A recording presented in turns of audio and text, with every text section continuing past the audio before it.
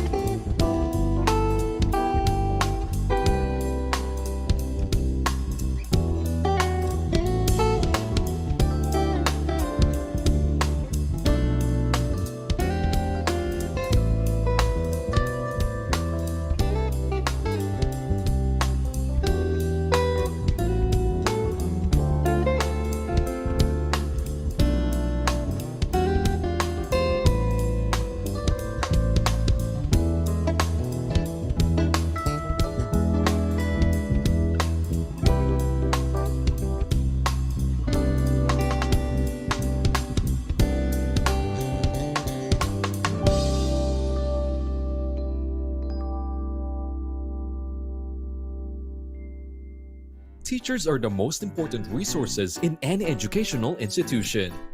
They should be trained to create effective learning environment, keep updated on modern instructional devices, and be inspired to become better in the modern world. Philippine Institute of 21st Century Educators Incorporated, or PICEI 21, is one of the leading providers of professional development for the 21st century educators in the Philippines. We offer seminars, trainings, and conferences for professional teachers at a very affordable registration fee, and we also accept membership. Committed to provide quality and relevant trainings in the field of education, shall empower the 21st century educators to promote professional development and strengthen the paradigm of excellence. Our core values: P. Professionalism, I. Integrity, C. Commitment, E. Excellence, I. Innovation. Accredited by PRC and the new CPD provider in the Philippines. Accreditation number PTR-2021-346. Be one of us. Let's be the molders of a brighter future.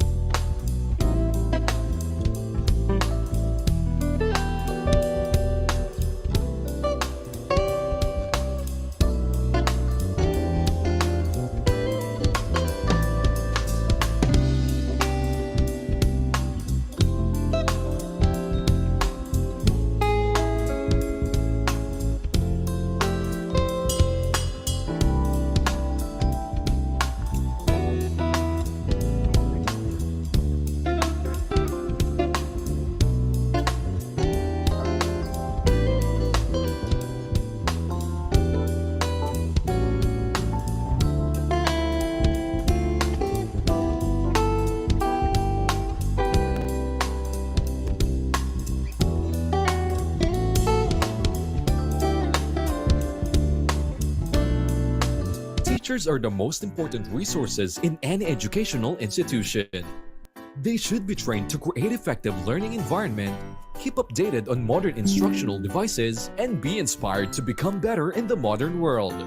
Philippine Institute of 21st Century Educators Incorporated, or PICEI-21, is one of the leading providers of professional development for the 21st century educators in the Philippines. We offer seminars, trainings, and conferences for professional teachers at a very affordable registration fee, and we also accept membership. Committed to provide quality and relevant trainings in the field of education, shall empower the 21st century educators to promote professional development and strengthen the paradigm of excellence. Our core values: P. Professionalism, I. Integrity, C. Commitment, E. Excellence, I. Innovation. Accredited by PRC and the new CPD provider in the Philippines. Accreditation number PTR-2021-346. Be one of us. Let's be the molders of a brighter future.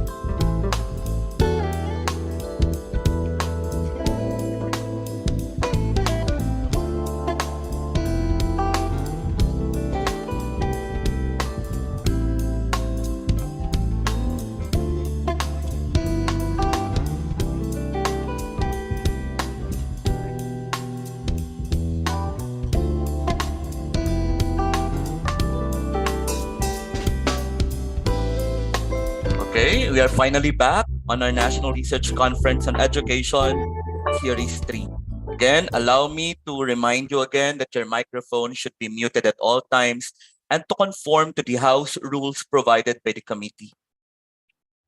In its quest to provide the necessary and updated trends in the field of research, the Asian Society of Researchers, Educators, and Inventors Incorporated, or ASRE, in cooperation with the Social Science Student Society, facilitated the conduct of the Series 3 of the National Research Conference on Education with a theme Gearing Research Towards Sustainable Development in Education. We would like to thank Dr. John Erwin P. Pedroso and the officers of ASRE, together with members and officers of 3S Society, for facilitating the conduct of this event. Good morning, 21st century educators. To those who are new to our event, we are now on the third series and the last topic for our 3-day event. We have allocated 2 hours for today's session, and we have up to 12 noon for the maximum schedule. I am Mr. Jose Abrian Di Casella, the Vice President of PICE I-21, and is your virtual host and moderator for this event. To formally start our program, may I request everyone to be in silence for the prayer.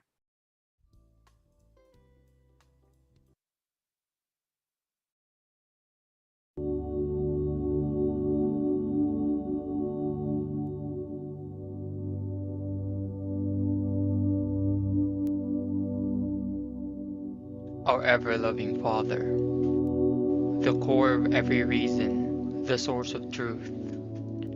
You who made the earth and the heavens are the ultimate goal of every knowledge seekers, the infinite wisdom, the cause of all that is good.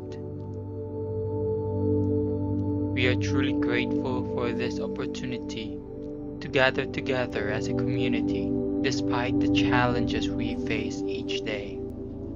Yet you remained and gave us strength to carry on the responsibilities of bearing intelligence and using them for better purposes. We now humbly ask you to join us in our endeavor to explore the wonders of life in the world for knowledge's sake, that in whatever we learn today, we become more grounded to you, who is truth, who is love. We pray that you bless our speakers, the fount of your infinite knowledge, that they can share something worthwhile despite the limited time we have. They can channel all they know and share to us the beauty and truth of living as your child. We pray that you guide our participants, the seekers of your boundless knowledge, that they may continue to persevere in the search and be deemed worthy to share what they learn from today's session. Sanctify us, O Lord, not because we are worthy of it, but because we believe in your love and mercy, that at the end of the day, we can take home something that's amazing and meaningful. This we ask and pray through Christ our Lord. Amen.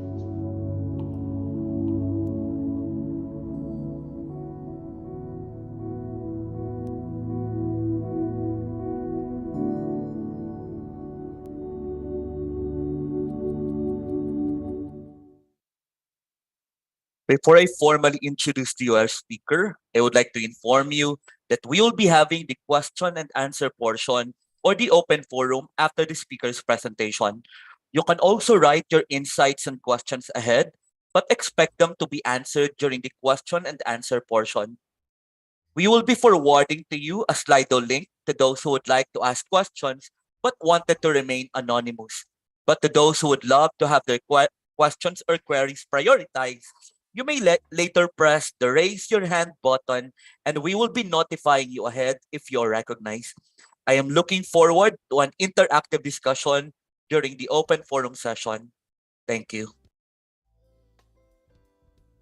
It is now time for me to introduce to you our speaker. Our speaker for this morning is no longer an unfamiliar face to most of our active members here. He is the University Director for Knowledge and Technology Management at the Cagayan State University.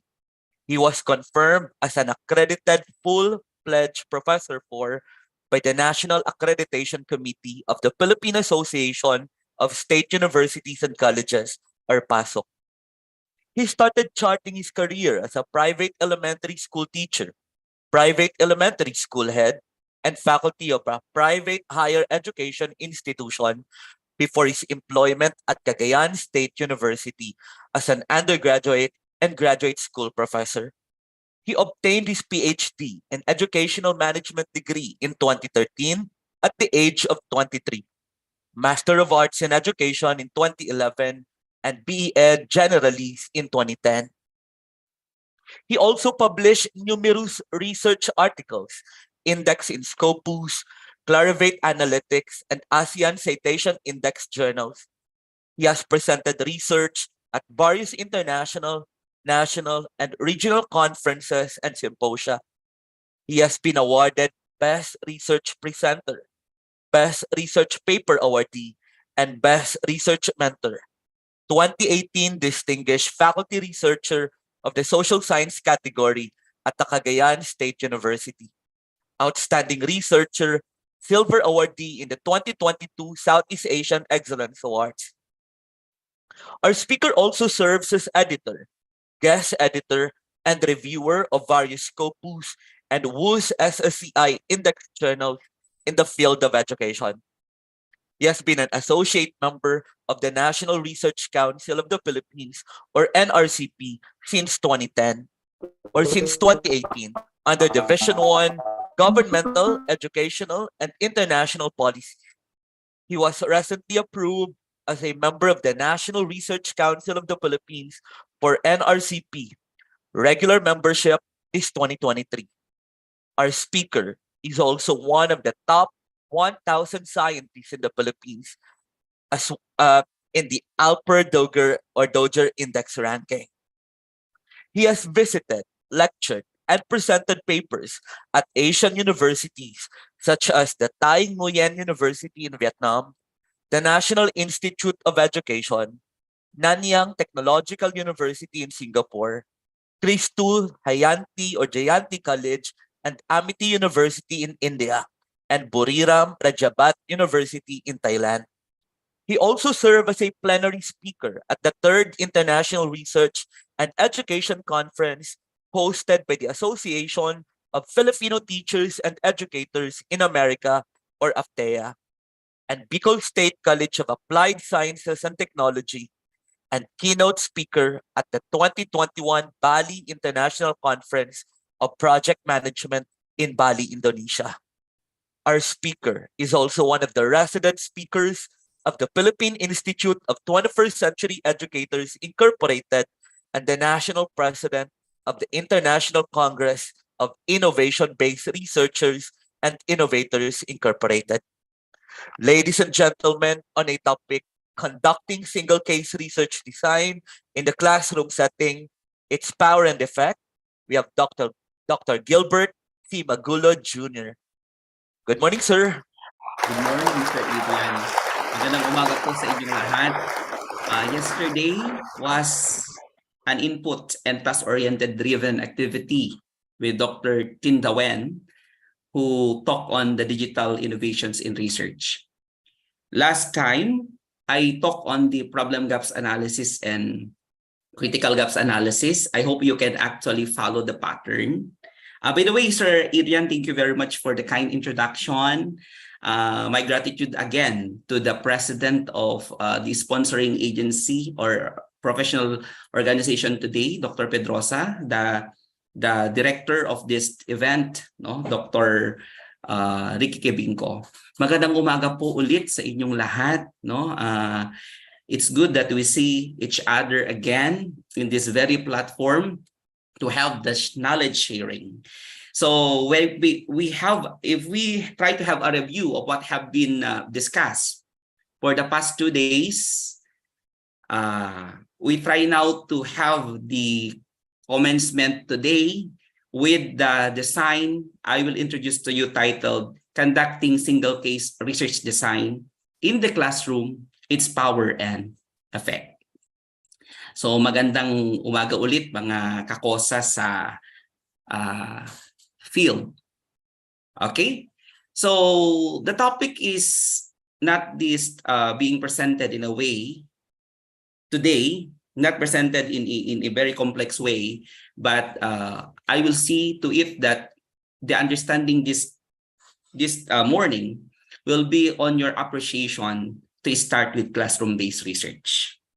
Because if teachers cannot do research na talagang malawakan pa at gustong maging project or program, you must have your first initiation.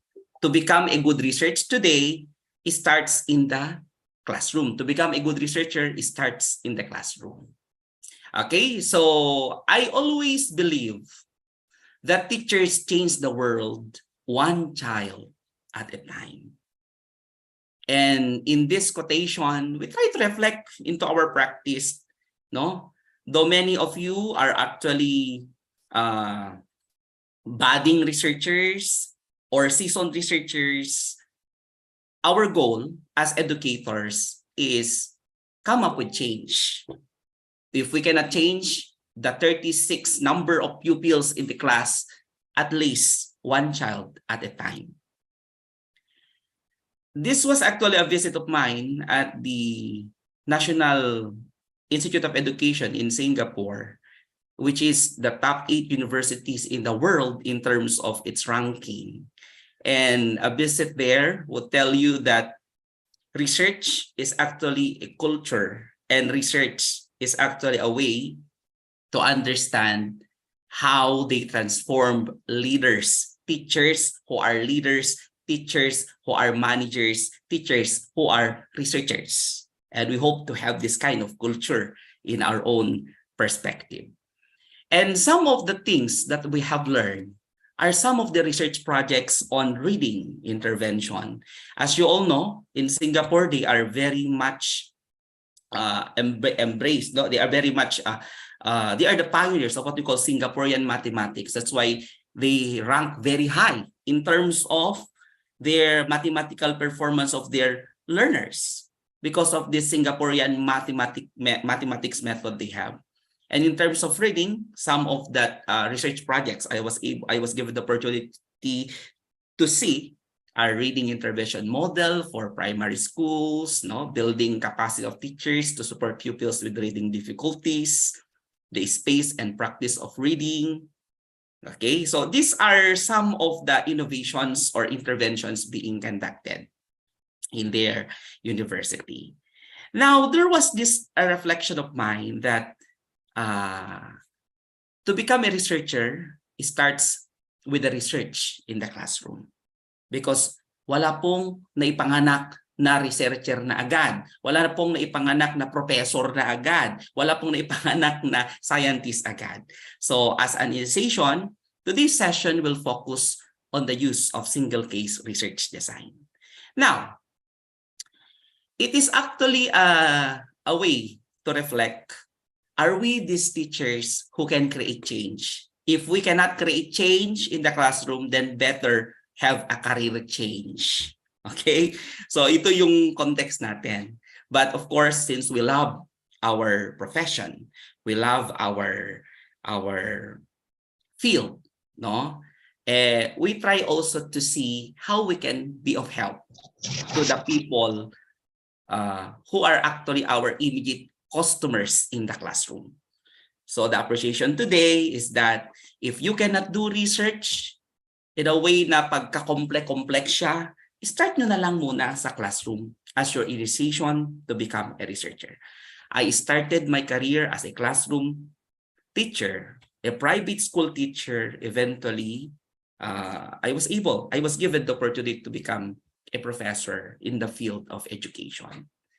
So this session will try you to understand the situation in the field. Why are we introducing single case research design? May I ask the listening participants to please give me a thumbs up, no? Diyan sa Zoom ninyo kung nag-agree kayo sa mga statements na ito. The first statement is, most of the action researches conducted in the basic education are using pre-test, post-test research design, which is the weakest form of experimental research. Do you agree? If you agree, please put thumbs up as reaction. Iisa pa lang yung nakikita ko. Okay? Iisa pa lang. Okay, so dalawa. Okay, dumadami. Okay? So, if this is happening in your district or in your region, so pwede nating i-review at pwede tayong mag-reflect. The second one is, research results are not adopted due to the weakness of data generativity and reliability. Do you agree with this? Okay? Research results are not really adapted, particularly sa mga researches na kinakandak natin. Totoo po yan. Third, teachers are expected to conduct studies with large number of samples without even clear implications of the researches to actual practice. May I see a thumbs up sign if naniniwala kayo dito sa mga sitwasyon natin? Okay? Pwede kasi marahil we are expected to conduct research na purely correlational, no? Dapat ang research natin descriptive survey, dapat ganito la pa yung research natin. Now, the third statement will tell you what might be the actual implication of this research. Okay? Next one, teachers perceive the conduct of research as a difficult task or as one of the difficult tasks requiring high amount of budget. Do you agree with this? Pwede rin po. Kasi when the conduct of a research, laging nilalagay sino ang sampling, ano ang sampling process mo dito, sino ang mga respondents mo, dagdagan mo pa, lawakan mo pa, something like that. Okay? And of course, ano pa? Ano pa ang mga rason natin? Okay, what makes the conduct of research so difficult on our part? Okay, so today's session is focusing on the outcomes, particularly describing a single case research design. May I inform the listening teachers here that we do not need the sophisticated methodology to conduct a research. No?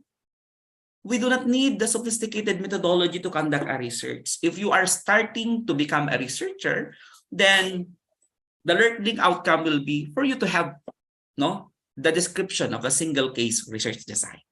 Second, what might be the power and effect of single case research design focusing on ABC intervention?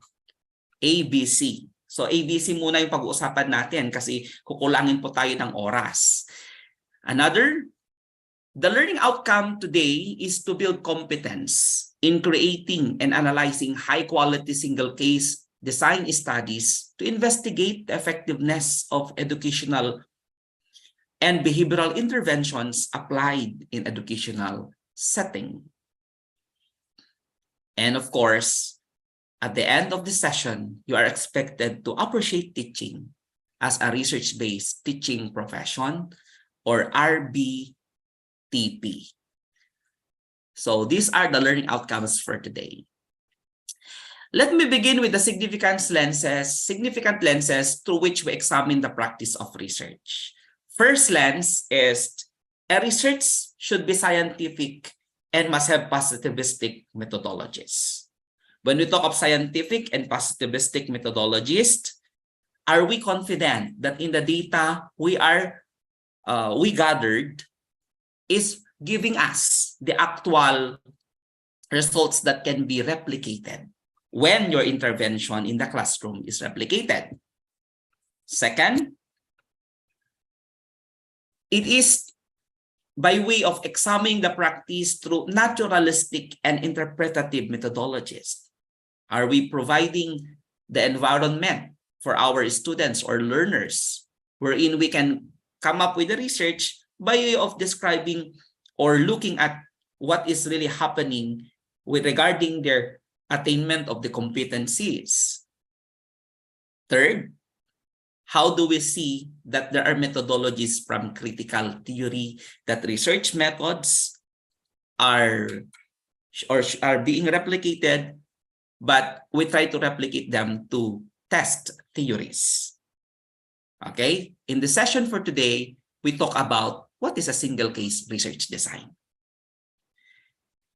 A single case research design is useful for education and in clinical psychology to examine the effects of interventions. Karamihan po sa mga teachers natin, particularly in the basic education, are fond of doing research that are utilizing pretest, post-test, pretest, post-test, pretest, post-test. But we try also to, we fail to tell if really the intervention is effective or not, because in the conduct of a research, hindi lang naman natin sinasabi dito na nag-pretest post-test ka, mataas na yung post-test, mababa yung pretest, mataas yung post-test, effective na yung intervention. Today, we try to address this kind of issue, that single case research design is a rigorous method to evaluate the treatment effects. We also look at single case research design as a form of time series design of experimental research. Kesa doon sa pretest post-test lang na isang beses ka lang nagpa-pretest at isang beses ka lang nagpa-post-test, effective na ba yung intervention mo to address the reading skill of the children, to address the mathematical competence of the children? Hindi. So the talk today will try you to appreciate how do we come up with a time series design. Because in research, in intervention, when a research is replicated by way of that presented methodologies a while back, and the treatment is replicated with that intervention, the more you repeat and the more it yields the same result, then the research is reliable. Then later on, we can say the intervention is effective. Okay pa? So what is a single case research design? SRCD is to design to evaluate the effect of intervention in a single case, usually individual. That's why na-mention natin kanina, karamihan kasi sa problema ng mga researchers, kailangan nila ng maraming respondents kung hindi naman necessarily na kailangan mo ng maraming respondents. Ang labanan natin dito is practicality to address the problem. So you do not need to look for many samples, but in a single case, the advantage here is kahit mag-isa lang siya, kahit dalawa lang sila, 3 bata, 4 na bata, makapag-conduct po kayo ng research at your level, provided that you are with the bounds of science and ethics naman. Okay? Another, your single case research design is a repeated measurement so that you may know the future of that longitudinal design. Repeated so that you can always tell that the certain intervention developed by Mr. James Rojas to address the reading intervention talagang effective because it is based on the result of repeated measurement. Hindi lang siya predisposes one shot, no? Mahilig kasi tayo sa one shot experiment. Kaya kung minsan hindi talaga natin napapalabas yung effectiveness ng isang intervention. Lalong-lalo na, nakita ko ring pattern is mostly in the, even in higher ed or in basic ed, basta sinabi na lang na effective yung intervention, basta mataas lang yung post-test, okay na yon. Hindi po ganon. No? Bigyan din natin ng essence ng science, itaas natin yung antas ng experimentation natin para magiging confident tayo sa resulta. Okay? So para madala natin yung intervention na yan sa classroom, patungo sa district patungo sa division hanggang sa national kung kaya mo pa yan i-publish national or international. So therefore, your single case research design is called steady state strategy. So the experience here is you did not to think of other randomizations, but ang maganda dito, may replications ka. No, lagi ko pong sinasabi ito na pag sinasabi mong replication, mahirap naman po na ikaw na teacher, nag-research ka sa classroom, pre-test, post-test yung ginamit mo, effective na siya. Okay? Ang replication na tinatawag din natin, sa paano mong paraan na naging confident ka sa resulta ng research mo. Kasi masakit naman isipin na tanungin mo sa nanay mo, nanay, gwapo pa ako. Siyempre, sabihin ng nanay mo, gwapo ka kasi anak ka niya. Ganun din ang relationship nito sa classroom na, siyempre, alangan na sabihin mo na hindi effective yung intervention mo nga. Okay? So, in this session, we try also to look at the way that this experimental research evaluates whether the intervention causes change on the target outcomes. And that change has causal inference to be drawn from the experimental research. Okay? So, this single case research design necessarily requires replication. Why do we need to replicate? Because from replication, we try to generate possible generalizations. Katulad ng example natin ng reliability, kapag mineasure mo ngayon is 7 inches, i-measure mo mamayang alas 2, 7 inches, i-measure mo mamayang alas 12 ng gabi, 7 inches, then you might be able to have a very valid and reliable data. Okay? Another, single case research design is used to investigate if there's a change in the ideas of our students or peer-centered, particularly also on their behavioral interventions that involve teaching replacement behavior or even peer tutoring to improve academic or behavioral performance. So, because after all, the purpose of learning naman is there's a change in the behavior of our students. Another, this design is really practical to provide intervention to the specific participants who are performing poorly at large-scale studies. Because you all know that in remedial teaching, alam nyo naman po yan, mga teachers tayong lahat, why are we doing remedial teaching? Because we need to help students who are slow learners. So, gusto mong gumawa ng research na ganyan, o di gamitin mo na yung single case research design, lalong-lalo na kung meron kang 5, 4, 3, 2, 6 na estudyante na talagang nakikita mong slow learners sila, then they can be the subject of your research to look if there's really a change in their behavior or in their academic performance with the use of your proposed intervention. And of course, appropriate to track and evaluate the effects of intervention on the behavior level of a target respondents or participants intensively. Why intensively? Because in single case research design, time is necessary. And time is for change. That's why lagi nating sinasabi, kung teacher tayo, ilang oras tayong nagtuturo sa loob ng classroom, paglabas ba ng bata, will there be really a change in the behavior or attitude or the cognitive development of the child? Okay? So the beginning is, it takes the courage of the teacher to initiate change. Okay.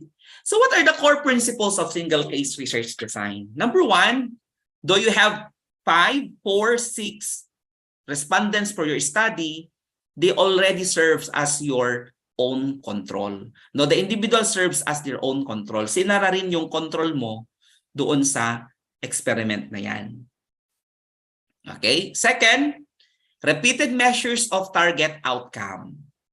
So you try to do the initial baseline data kasi baseline ang ini-establish natin. Pag baseline, hindi ka lang minsanan magpa-test. Dapat ang baseline data mo, 3 o 4 na test, yun yung basis mo. No? Unlike sa one-shot pretest post-test na minsan ka lang magpa-pretest, minsan ka lang magpa-pretest ng attitude at performance, yun na yung magiging data mo. In single case research design, the repeated measure is taken that you do 3 pretesting processes with that span of experiments. So time is necessary. No? Kaya nga, what makes time necessary in research, in science is kahit ulit-ulitin mo yan, kung talagang yun ang resulta, yun yung resulta.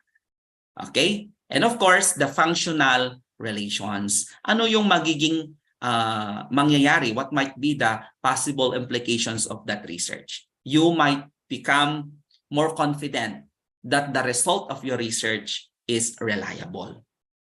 No? Para hindi lang siya sinasabi na do tumaas siya, mataas yung effect size niya, pero on the process, hindi naman naulit yung pag-pretest at pag-post-test mo. So medyo questionable pa rin yung process. Okay, though you are stating there as a limitation of your study. Okay. This is the result of a generic single subject study illustrating several principles of single subject research. If you have noticed, no, time is the independent variable and the interventions here are the dependent variable. But you see the ABC treatment for single case research design. A, that's the baseline data. B is the treatment or the intervention.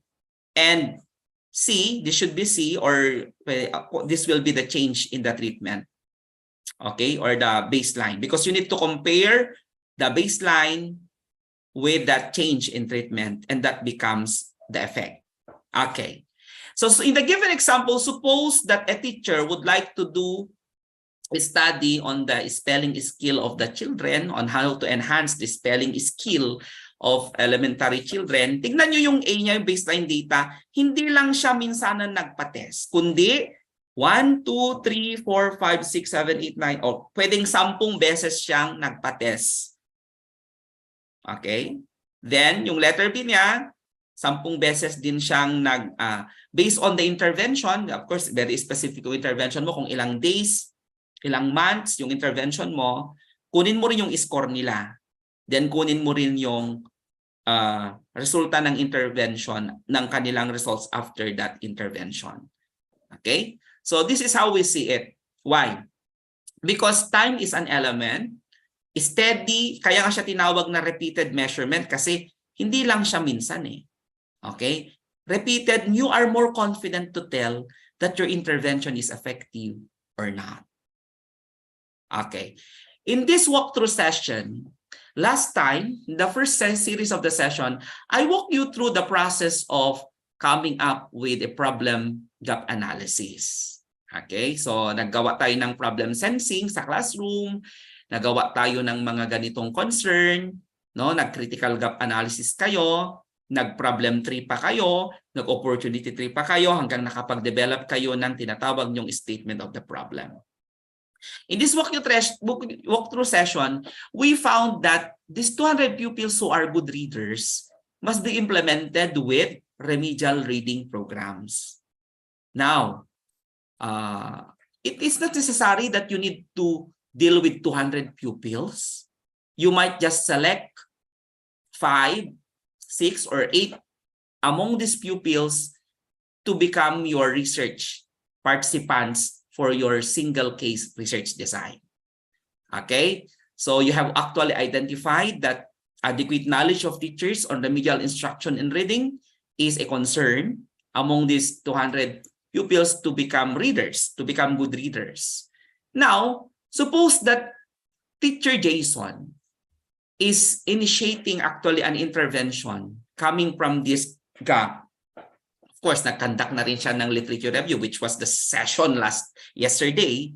So you are already familiar with the in and out of that concept, remedial strategy. So suppose that he has these 6 pupils or 5 pupils in the classroom who are non-readers and you would like to help them, you can actually come up with a research using single case research design. Okay, so suppose that this is the research oral reading intervention for an English language learner using a single case design. This becomes, for example, the abstract. The study investigated the effectiveness of conducting a reading intervention in a public primary school setting using single case research design. The participants' oral reading fluency in terms of word correct per minute was measured. The results revealed that the reading intervention facilitated the improvement of ORF of the participants, or oral reading fluency, and the significant implication and future research recommendation on development of reading intervention were highlighted. Now, what is in this abstract? What's the essence of initiating this? So this is the significance of the study. The goal of delivering reading intervention to emerging English as a second language reader was struggling to master letter sound correspondence in the present study, was to provide an explicit and systematic way of acquiring phonemic awareness, phonics, and fluency through repeated readings. This research is significant, contributing valuable guidelines and evidences in the successful practice of oral reading intervention, particularly in the light of work of providing one-on-one reading therapy for a young learner who is identified as facing reading difficulties at early primary school year. So the statement of the problem is, what is the effect of phonic-based intervention on the reading or the oral reading fluency of an ESL learner, iisang respondent? Research ba yon? Yes, research pa rin yon. Okay? So this present study did not focus on the group average outcome, which ignores individual performance. Instead, the focus of the study was on the individual as the unit of analysis where single case research design was employed. Okay, explore natin. In the study, the setting and participant was named Alex. Alex is just a pseudonym because the recruitment through a purposive sampling method. Alex was identified as a needing intensive assistance to master letter sound correspondence, participated in the research after informed consent was obtained from his parents. So Alex is the student who is experiencing this difficulty in the class. Okay, so what was the research design? The research design utilized single case research design, or SCRD, wherein the research design has 3 phases. Phase A is the baseline phase. Phase B is the intervention phase. And phase C becomes the maintenance phase. In that extent, no, you need to measure the dependent variable for the ORF in its session across all phases of this research. So the teacher devised a plan to initiate an intervention at ito yung kanyang procedure. Okay, the baseline phase, which is phase A, is the passage of extracted story from a book. So the teacher devised the session, 3 sessions siya doon sa phase A. Therefore, 3 sessions din, kung 3 sessions, 3 beses siyang nagkaroon ng reading assessment doon sa kanyang oral reading fluency. After doing the baseline phase, the teacher conducted the intervention phase. Each intervention phase lasted 45 minutes and the intervention phase is 7 sessions. So 7 sessions. Then doon sa maintenance phase niya, which is the phase 3, 3 passages with similar readability contain the exact words which ALEX was exposed throughout the phase B were used to assess the dependent variable for phase B, which is all about 3 sessions. So in short, ALEX was immersed for 13 sessions in the class. Imagine, isang estudyante siya pero 13 sessions. Okay?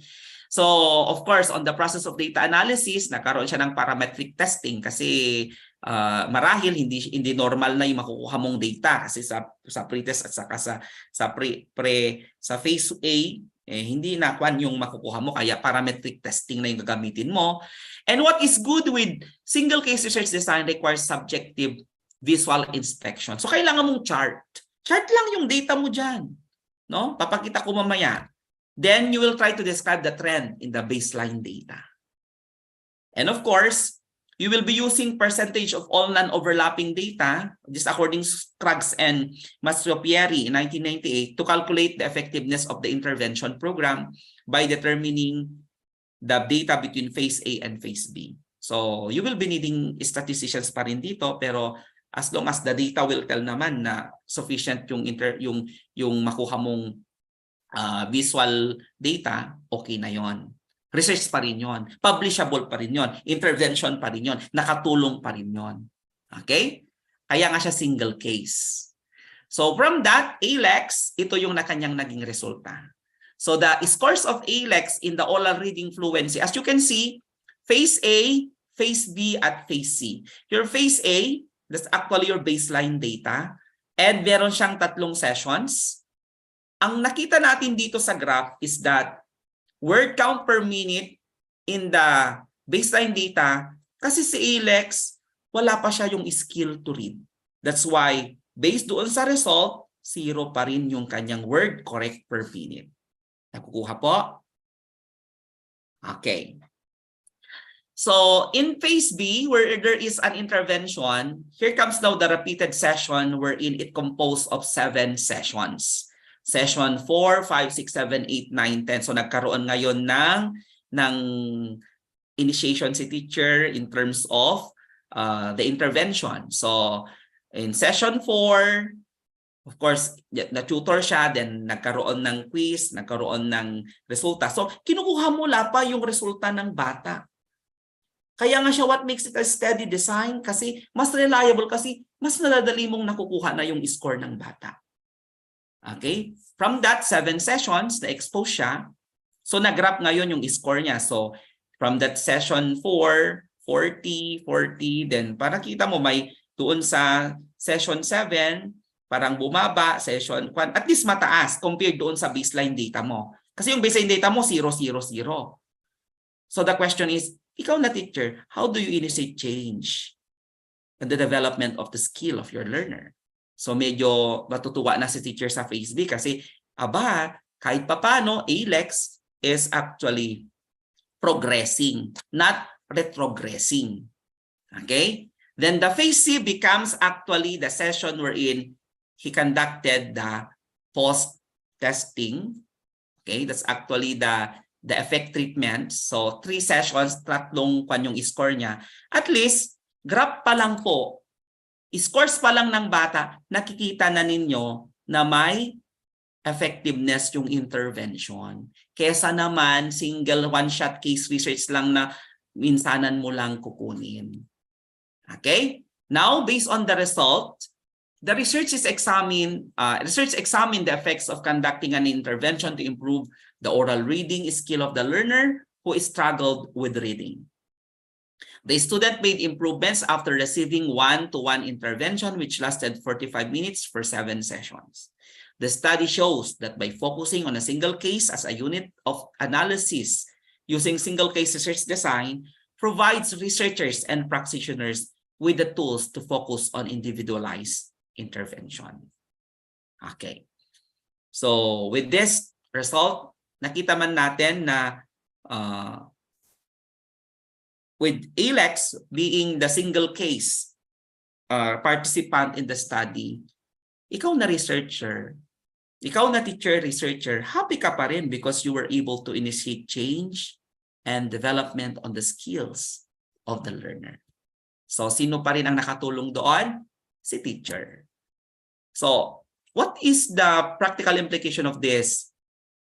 Hindi naman kailangan mula pa gumamit ng mga regression at kung mga matataas na modeling to do research in the classroom. Because I always believe that if you want to start to become a researcher, start at the classroom where you are in. Okay, so that is a realization that teaching is a research-based teaching profession. So with that, in single case research design, you need to become particular on the flowchart or procedure in single case. Why?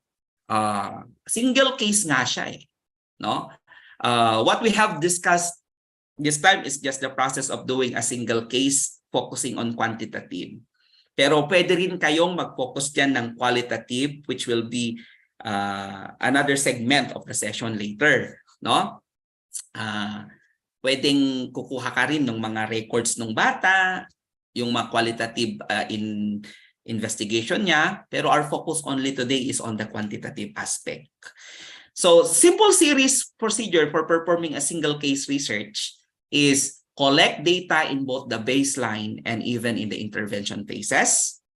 Then draw the trend line and mean level in each phase. So, nakita nyo naman yung graph natin. No? Another, checking the series of dependency of data in each phase and drawing the acceleration line from the prior phase to the next one and then analyzing it statistically.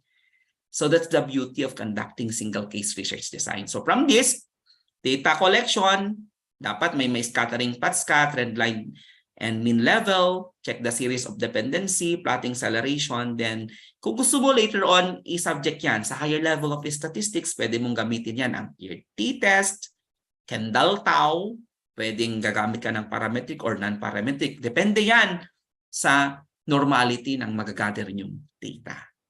Of course, you have statisticians naman to help you. Because I do believe that when you conduct a research, dapat may mga partners din kayo at mga linkages din kayo. Mahirap naman kung mag-isa lang kayong gumagawa ng research.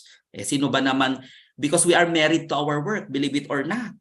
No? Sino ba naman ang aamin sa atin dito na hindi effective yung pagtuturo natin? 'Di ba? So, being married to our work means nandoon yung dedication at commitment natin, and we cannot correct yung natin eh. Kaya we need also some people to see if our methods or our statistical procedures are correctly tabulated or correctly interpreted. Okay. So should teachers use single case design to evaluate their intervention with students in the classroom? I get this from the very old book I had. I forgot the title of the book. Increasingly, we live in a climate of accountability. Single case research design have been recommended as a strategy to evaluate practice. But here in the Philippines, because I have been reviewing many research in the basic education, researches in the basic education, even research proposals, hindi pa nila masyadong na-explore na research design aside from one-shot pre-test, post-test. No? Take note that single case research design is a kind of time series research experiment is stronger than your pretest. You're stronger than the one-shot pretest post-test. And it is within the level of the teacher to execute. No? So there are issue. Aralin lang natin yung issue, then ang ano ko lang naman is for you to decide kung ano ba yung gusto nyong gamitin. Basta our role today is to provide also knowledge regarding that we have this kind of research design. So, should single case design be used by teachers to evaluate student performance in the classroom? There are pro answer there.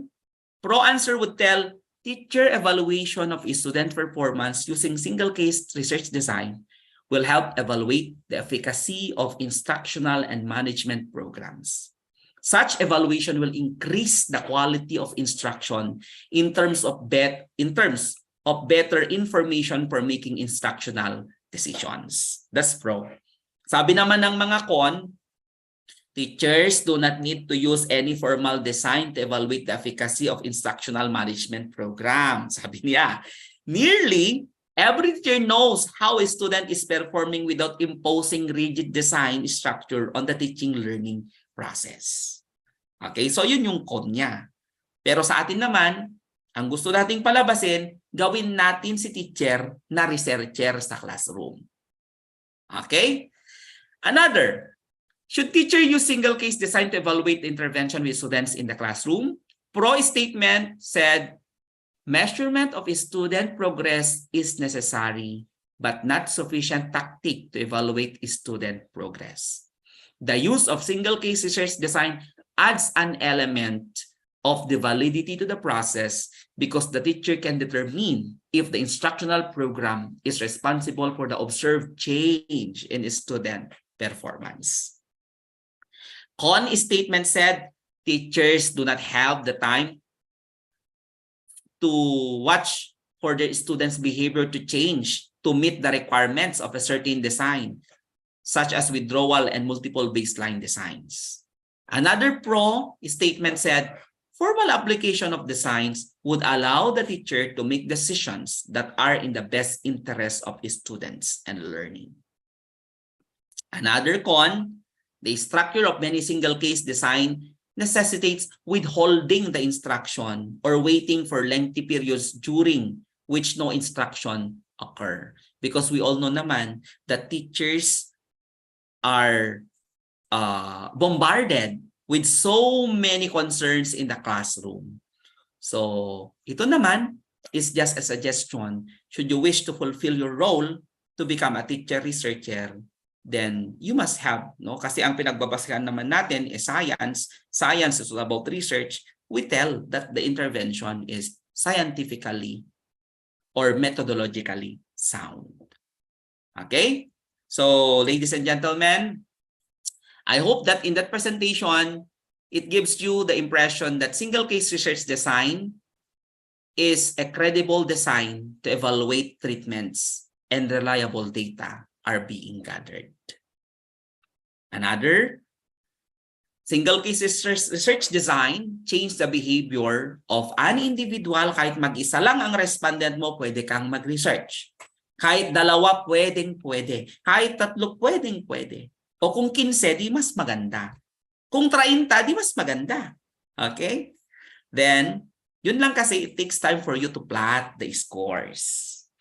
The researcher uses line graphs to show the effects of a particular intervention or treatment. So, it might not necessarily needing highfalutin sophisticated tools like Solomon for square, Latin square, kung ano pa man yung gagamitin ninyo, basta yung line graph is sufficient enough to tell that data is reliable and valid. Because after all, what's the use of using so highfalutin methodology in statistics for research kung ikaw na mismo na researcher, hindi mo naman naiintindihan yung modeling niya? Okay? So, start with the practical way. Because after all, no, yung utilization naman ang titignan natin doon. Okay, another. So again, it does not require big number of population, limited to 1. Participants are the subjects of the treatment and the control, and repeated measures are taken over time with and without treatment. Okay? Kaya sometimes sabi nila, ang mga, I do not know if Sir Adrian will agree with me pag sinasabing ang mga lalaki raw ay hindi daw reliable kapag repeated measures ang ginagamit. Kasi ngayon, mamaya, mineasure mo, 6 inches. After the next period of measurement, 3 inches na siya. So, at least, you try to record so that you can see the pattern. Also, in medical research, they do this also as a form of generating information about the effectiveness of a treatment, efficacy of a certain drug. No? So, pwede yan. Pero ang context kasi natin ngayon sa education. No? O, so, education po tayo. So, yun po ang field of specialization ko sa education at saka educational management. I will give you an example from the study published in 1990. Alam nyo, napaka-dirt ng mga literature using single case research design. Alam nyo ba na itong pinakasimpleng gawin pero pinaka-bahabang oras i-execute? Kaya sometimes siguro ito yung bakit hindi appealing sa mga teachers. But I hope this 115 listening teachers today makapag-devise rin kayo ng classroom-based research proposal ninyo na utilizing single case. No? So, in the study conducted by Ohio State University by Frances Corson, Omnes, no? The title by Narayan, no? That's the main author. The title is Using Response Cards to Increase Student Participation in an Elementary Classroom. Take note, isang classroom lang yan. Research na na-publish pa yan sa Journal of Applied Behavior and Analysis. Pagkabongga-bonggang journal. No? So, Narayan demonstrated the use of single-case time series methodology in their investigation of a strategy to increase active student responding in the classroom. Because believe it or not, many of our students are not really active in a way that they speak. So based on an educational research that has shown positive relationship between active student responding and academic achievement, the authors were looking for a time and cost efficiency way to increase student responding. So they designed an intervention called response cards. Traditionally, a teacher would call upon one student at a time to respond. Ito kasi yung ginagawa natin eh. So as an alternative, the authors devised a response card that can be held up simultaneously by every student in the class to respond to a question by the teacher na kahit hindi mo matawag yung isang estudyante, though may answer naman siya, hindi maano yung kanyang feeling kasi naisulat naman yung answer niya. Tapos pag tama yung sagot niya, pakitaas yung sagot. Okay? So a way to do, no, immediate feedbacking in the classroom. No? Lalong-lalo na pero wala pang study na conduct na ganito doon kung virtual setting. Okay? Magandang i-conduct ito sa virtual setting. Kasi virtual engagement kung virtual learning. So paano i-engage yung mga bata sa virtual setting? Okay. So from that study, they evaluate their strategy by Narayan and Associate, and they selected a regular fourth grade classroom in an urban public elementary school. So 20 lang yung kanyang students. And from that students na 20, 6 yung kinuha niyang participants. Tingnan nyo, napaka-scientific pa rin yung process niya. Okay? So the authors measured 4 dependent variable in the study.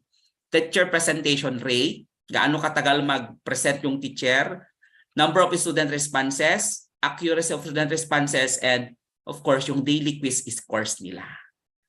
So the study consisted of 2 independent variables like hand raising and write on your response cards. So dalawa yung kanyang intervention. So they were alternated in a replication type design. So single case research design. During the base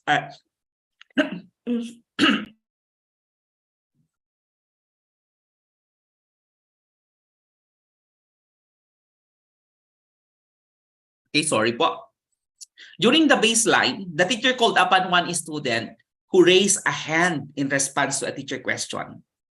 The other response condition, each student in the class was presented with a white laminated board, and that becomes the response card in which they would write 2 or 3 word answers in response to the teacher's questions. Okay, kasi karamihan din sa concern natin naman hindi natin natatawag lahat ng estudyante. Lalong-lalo na sa atin kung may favorite tayo, no? Baka mamay si Sir Jason laging si Alex ang tinatawag niya kasi siya ang favorite niya. So paano naman yung ibang estudyante? How do you postulate already the developmental appropriate practice in teaching, no? Wherein there is inclusiveness or inclusivity. So pwede yung gawin yan. So ang resulta ng kanyang research, the result of the study for each of the 6 selected students are presented. As you can observe from the graph, the rate of active student responses during instruction was higher with the use of response card than with hand raising. Most of the students scored better on the daily quizzes following the session in which the response cards were used than they did on quizzes following sessions that use hand raising. What do you think about the students had to say about the procedure? Interestingly, 19 out of 20 students in the class preferred the response card over hand raising. So ito yung kanyang graph. Yan lang yung data niya. So 6 students were selected. Student 1, 2, 3, 4, 5, 6. So the baseline data, okay, AB kasi ginawa niya, baseline data, then the intervention, then the treatment, then the result of the intervention, then there was a comparison of 2 interventions. So hand raising 1, response card, hand raising 2, response card. So if you try to compare hand raising 1 result to hand raising 2, no? Okay siya. But if you try to compare hand raising 1 to response card 1, talagang mas mataas yung engagement ng bata. Okay? So, you do not need. Kailangan mo pa ba ng test of difference dyan? Pwedeng hindi na kasi nasa graph na kitang-kita na Ebidensya na yan Okay, so dito naman, so number of responses 0 to 25. Okay, yun yung nasa dito yung kanyang intervention. So as you can see, in the result of the study, number of academic responses and hand raises by students 1 to 6 during hand raising and response card. So it breaks in the path that yung mga path naman na break, no? Of course, kasi experimental yung research mo, hindi mo maiiwasan na may mga estudyante na may mag-absent. Kaya i-disclose mo rin sa methodology mo. Okay, so pero based on data, nakikita natin na yung mga bata, mas higher ang kanilang engagement using response card than doing the hand raising. From student 1 to student 6. Pero yung kanyang sessions, 5 to 30 sessions. So, lengthy naman yung time niya. Okay? So, ladies and gentlemen, that's the process to see single case research design. Ito, pahapyawan na lang natin. In single case research design, you need to inspect the data. And single subject researchers take several factors into account. One of them is changes in the level of dependent variable from condition to condition. Kaya nga siya repetition ng treatments. Second, gradual increases or decreases in dependent variables across observations are being recorded. Third, time it takes for the dependent variable to begin changing after a change in conditions. Another. Okay, what are the key takeaways? Single subject research design involved measuring the dependent variable repeatedly over time and changing condition from baseline to treatment. When the dependent variable has reached a steady state, this approach allows the researcher to see whether changes in the independent variable are causing changes in the dependent variable. There are also other ways like reversal design, i-reversal mo naman. Meron ding multiple baseline design. But ang inaral lang natin ngayon is yung ABC or yung ABA, single case research design. Therefore, single subject researchers typically analyze their data by graphing them and making judgment about whether the independent variable is affecting the dependent variable based on level, trend, and latency. So with that, my listening participants, to teach is to touch a life. forever. So should you wish to fulfill your role as a teacher, at the same time a researcher, then think of ways on how we can innovate strategies, provide interventions in the classroom that are actually life touch, no? Life touch and life touch on the part of the learner. They will not, they will always remember you. And of course, on the area, it takes a big heart to help shape little minds. So as an implication of this, in the conduct of a research, it does not require the teacher to use many highfalutin or sophisticated methods, as long as you have a well scientifically accepted research design that is all about doing research. And of course, with that, I say thank you, and I hope we try to fulfill, no, the goal of this seminar, gearing toward sustainable development in education. Thank you very much. Okay, there you have it, ladies and gentlemen. Dr. Gilbert C. Magulod on his topic, conducting single-case research design in the classroom setting, its power and effect. Okay, we will now proceed to the open forum. Our session for this morning is only allocated for 2 hours. And again, we will cater to as many questions as possible depending on the availability of our time. To our participants who will be tapped to ask questions via Zoom, I would like you to introduce yourself first, the institution where you are affiliated with, and your question. Okay? Doc, while waiting for the questions to appear, again, bigyan lang natin ng pahapyaw na review yung naging discussion ni Dr. Magulod this morning. So Doc Magulod, looking back at his main objectives, he was able to provide to us description of single-case research design, and we were able to explore the process in conducting single-case research design and also dealing with the power of effects of SCRD. We were able also to go through with competence, the building competence part in creating and analyzing SCRD. And I believe that we were able to attain that last part of your objective, which is again appreciating teaching in the end with us having knowledge about SCRD. Dr. Magulod was able also to inform us about the applicability of SCRD or single case research design. And he highlighted that this is not only applicable in education, but could also be used in psychological and medical cases. Okay? So again, we are now waiting for your questions to appear here in Zoom. While waiting for the questions to appear, Doc, actually I was able to formulate questions here a while ago. And I believe that one of my questions here, you're able to answer it in the middle or in the latter part of your discussion. I have it here, Doc. One of the expectations of a researcher conducting a single case research design is to have it done faster for solutions or interventions to be provided on a case or cases you've studied. But in reality, Doc, is it something like time consuming compared to other known research designs? And can we have again, Doc, expounding the answer that you provided to us a while ago? Okay. The single case research design is really time consuming, as what I have presented in the slides. That's why I have the pros and cons why I use this design. But let us try to see how this design will make the development of a classroom researcher. Kasi though time consuming siya, but the confidence in the data, the reliability in the data is more appreciated compared to just doing one-shot pretest post-test experimental research. Ang single case research design in the classroom, its power and its effect is designed to really come up in the measurement of the effectiveness of an intervention.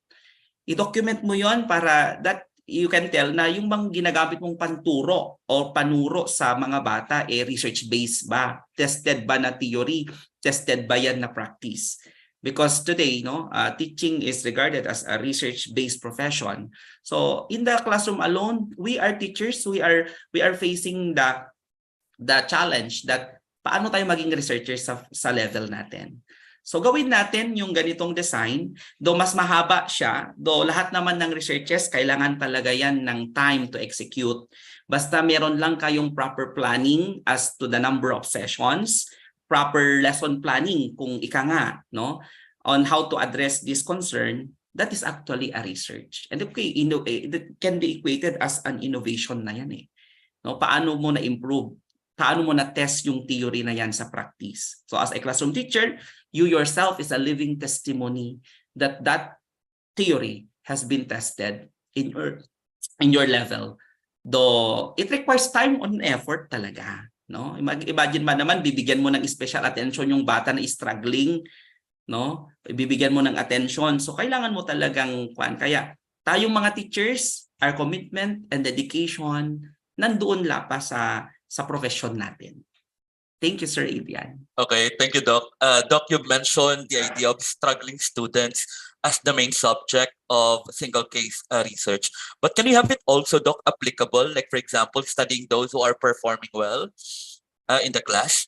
Yeah, yes, Sir Adrian. Pwede rin yan. Because in the given example kanina, yung naano natin is hindi naman lahat ng mga bata doon is hindi na matalino kapag hindi na nag-raise ng hand. So pwede yan. So kaya pwede kang kukuha rin ng mga treatments mo doon. Depende yan sa inclusion at exclusion criteria mo. Ano ba yung gusto mong gawin sa research mo na yan? Ano ba yung gusto mong patunayan? So if your research is framed to address the competency na lag yung mga bata, pwede doon. Or if you aim to address the competency na mas mapataas mo pa yung attitude nila towards learning other processes, pwede pa rin yun. Okay, thank you, Doc. So I hope that our participants will not be dissuaded in the end, listening to the idea that this kind of research is somewhat time-consuming, na I believe is also quite similar to that of other kinds of researches. Thank you, Doc. Doc, another question.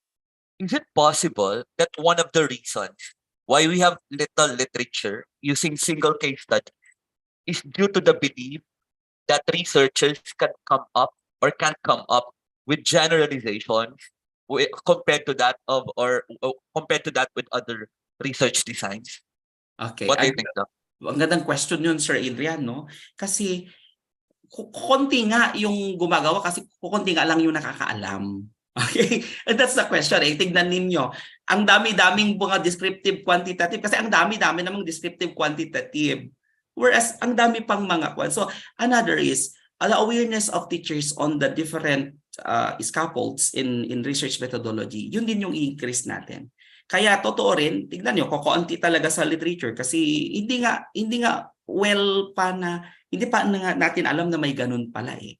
So in this training, in this seminar, tingnan natin kung paano natin tignan kung paano tayo makapaggawa ng research. Kasi ang ano naman dito is practicality wise, no, mas madaling i-conduct kasi nasa loob ng classroom. Mga estudyante mo na, sila yung mga respondents mo rin. Kuha ka lang ng inter-rater person who will look at the process. Okay, kasi mahirap naman na ikaw na teacher, ikaw lang pa mag-check ng sarili mong gawa. Hindi naman nasa principle of high quality assessment din yon. So related din yun sa research. Okay? May mga nag-attempt na rin na gumawa pero the question is siguro on the process kung paano nila isulat. And even yung mga panel members, no, may masyadong they are trying to impose this kind of methodology na wala naman yung practicality. Kaya nga yung situation natin kanina, sinasabi natin, we expected teachers to do research sa pagkarami-raming sample, gagamit ng ganitong methodology, that the researcher himself does not even know kung tama ba yung pinagagawa niyang tool or method sa process. Kaya nga, if we are researchers, tignan natin on the practicality wise, no? Because we can begin research at our own level. Okay, thank you. Thank you, Doc. I hope na it will encourage most of our participants here to venture into single case kind of research. Okay, we have here a question coming from Sir Darzin John Gumubaw. Sir, would you like to ask your question personally? Can I have the technical team to unmute Sir Darzin John Gumubaw?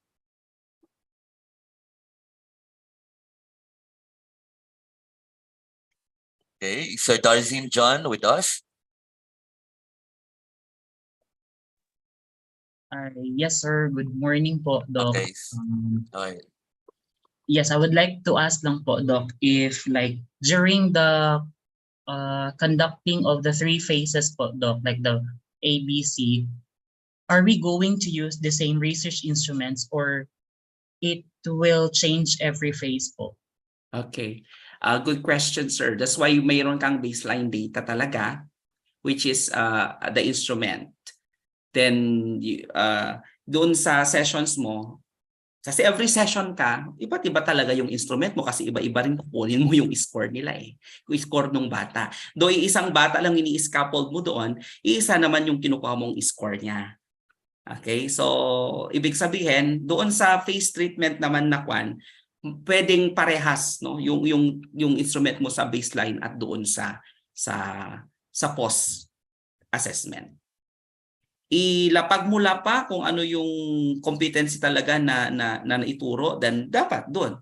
Kasi nasa assessment naman sa learning natin na dapat yung inassess natin, dapat yun din yung naturo natin. So ganun din sang proseso. So pwedeng parehas yung tool na yan. Okay, I have a question here na we have a participant here coming from Cebu Normal University, Dr. Avila. Professor Avila, ito naman sa context po ng context po ng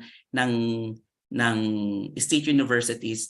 In your AACO, meron po kayong provision doon na testing of teaching theory or teaching strategy to practice. We can utilize this one to our students at our classroom level kasi we also need classroom-based research in higher education.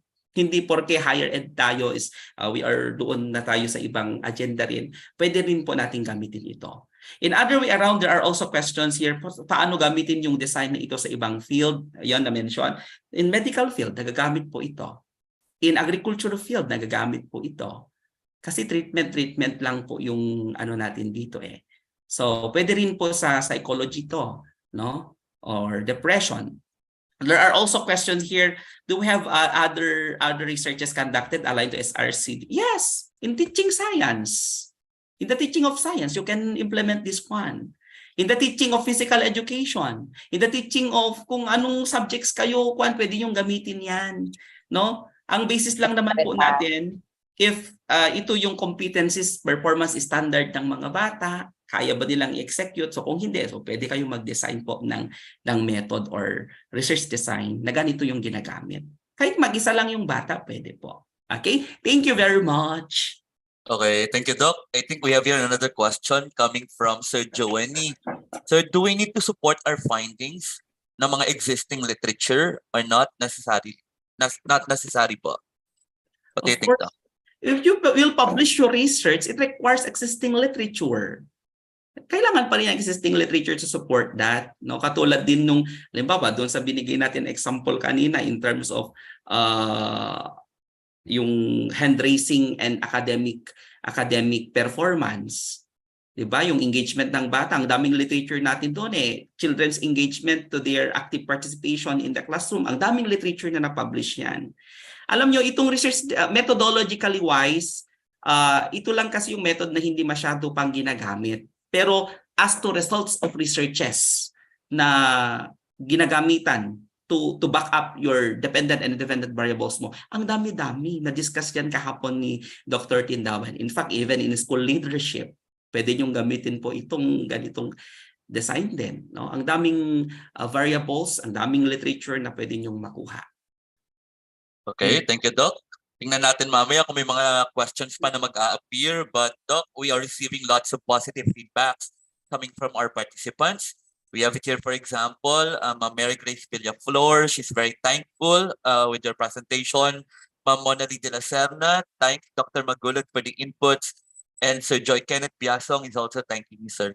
Ma'am Prosperoso, appreciated so much, Dr. Magulod, for sharing your knowledge and expertise today. Mabuhay and God bless. Ma'am Kayas is also providing you kudos, Doc.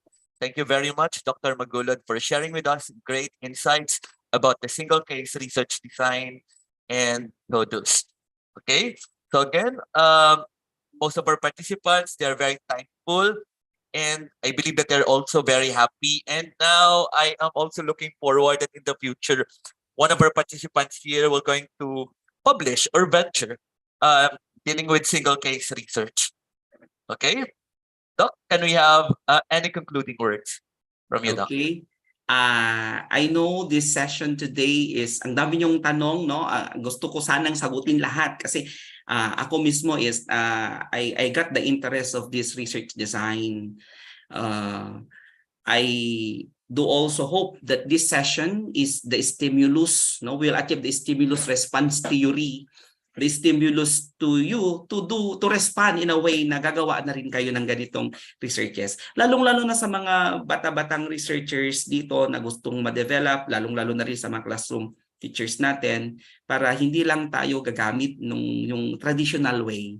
In short, in research, we have so many innovative ways now to come up with a method. In fact, other part of this, pwede nyo rin pang back-upan ng qualitative data. May tanong kanina, sir, pahapyaw lang, last na Okay, tanong. Doc. Ano pagkakaiba ng single case research design sa case study? Well, yung case study kasi is purely on quantitative. Your single case research design is an experimental research under quantitative. So, pwede namang pagsamahin nyo na yun, ilagyan nyo ng qualitative descriptors, pwedeng mixed method na rin yun. Pero yung focus natin, single case research design. So, we aim that the next session is pag-uusapan na natin yung iba pang areas to improve your research skills. So, maraming salamat. I am on the level now of mentoring students and researchers because we always believe that if we want change, we start it sa level natin. We fulfill the role of the teacher as the one who is giving a life touch implications to the lives of our students. Maraming salamat, Sir Adrian. Thank you very much to the president of this sponsoring professional organization and to Dr. Ricky Kibinko. Okay, so once again, there you have it, Dr. Gilbert C. Magulod Jr. Okay, we will now proceed into the giving of certificates.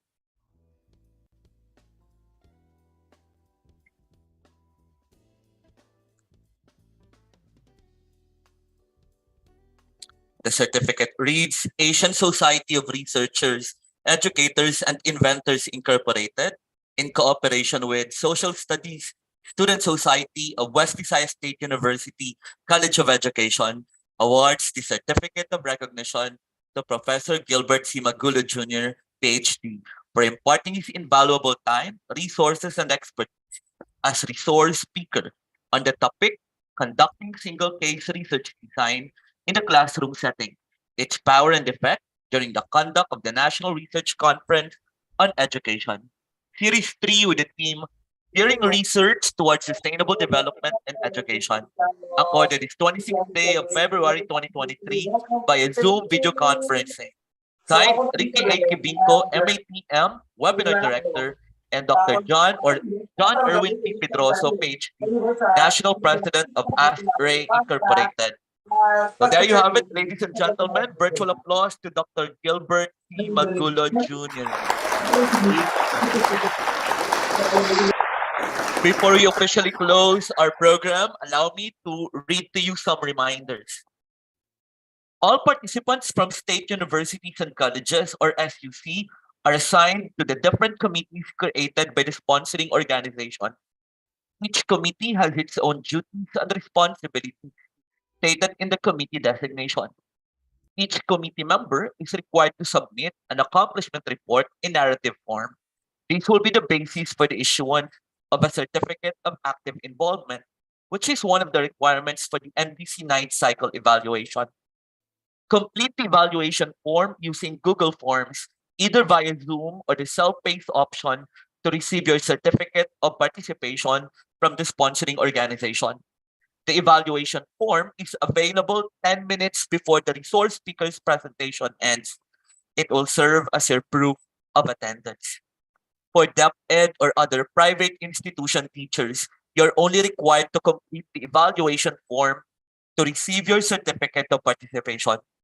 The certificate of participation is available 3 days after the event. please send us an email at asianrei22 or asray22@gmail.com, or you may contact the organization at 0926 067 7787 with some inquiries about the event. To our participants who applied for membership, the amount of 180 pesos will be added for LBC delivery in case the applicant wishes to get the original documents. Membership for at least 3 organizations is free of the LBC delivery charge. We will follow the mailing address stated in your registration form, or you can email us for your preferred mailing address.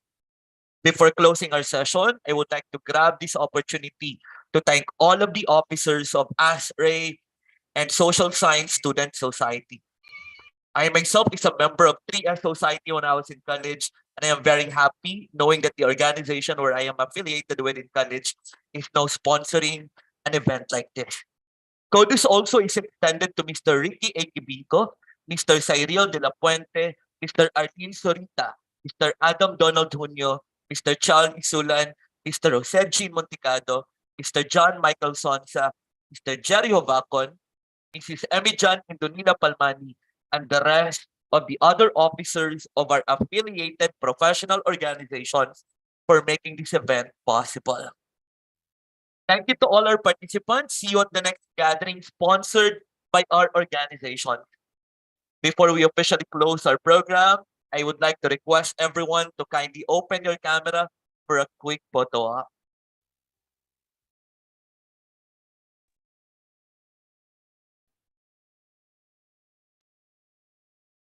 Okay, so at the count of 10, all of your cameras must be open. 1, 2, 3, 4, 5, 6, 7, 8, 9, and 10. Okay, can we have now the technical team to facilitate? Okay, smile. Okay, so good morning. So we have 5 panels in our room. So for the panel 1, so ready, 1, 2, 3, and smile. Okay, so just keep smiling. So panel number 2, ready, 1, 2, 3, and smile. For panel 3, ready, 1, 2, 3, and smile. Okay, so panel 4. Ready, 1, 2, 3, and smile. And for the last panel, ready, 1, 2, 3, smile. Okay, thank you, ma'am, sirs. Okay, there you have it, ladies and gentlemen. Thank you to all our participants. See you at the next gathering sponsored by our organizations. And Doc Magulod, hopefully to see you face to face on the next event sponsored by our organization. Thank you and goodbye, everyone. The evaluation link is already provided in the chat box. Goodbye. Bye-bye. Thank you very much po.